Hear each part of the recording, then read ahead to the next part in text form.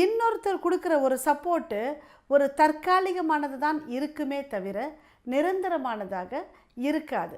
அப்போ இவர்களுக்கு மலர் மருத்துவத்தில் ஒரு மலர் மருந்தை எடுத்துக்கொண்டால் அவர்களுக்குள்ளேயே தன்னம்பிக்கை வருவதற்கு வாய்ப்பு மிகவும் அதிகம். ட்ரை பண்ணி பாருங்கள்.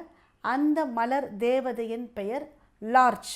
டிஸ்கிரிப்ஷன்லேயும் இந்த மலர் தேவதையின் பெயர் இருக்கும். உங்களில் யாருக்காவது இந்த மாதிரி எனக்கும் எண்ணம் உண்டு அப்படின்னு நினச்சிங்கன்னா உங்களுக்கு வீட்டுக்கு பக்கத்தில் இருக்கிற ஒரு ஆயுர்வேதிக் ஷாப்பில் லார்ச் அப்படின்ற ஒரு மலர் மருந்தை வாங்கி அவங்க லிக்யூடாக கொடுக்குறாங்க அப்படின்னா ஒரு 4 சொட்டோ இல்லை ஒரு 6 சொட்டோ ஒரு கிளாஸ் தண்ணியில் பச்சை தண்ணியில் ஒரு நாளைக்கு ஒரு வேளை வீதம் சாப்பிட்டு பாருங்க. ஒரு வாரம் 10 நாளைக்கு. இல்லை அவங்க சக்கரை உருண்டை மாதிரி பில்ஸா தராங்க அப்படின்னா அதில் ஒரு 4 சக்கரை உருண்டைகளை நாக்குக்கு அடியில் ஒரு நாளைக்கு ஒரு வேளை வீதம் சாப்பிட்டு பாருங்களேன்.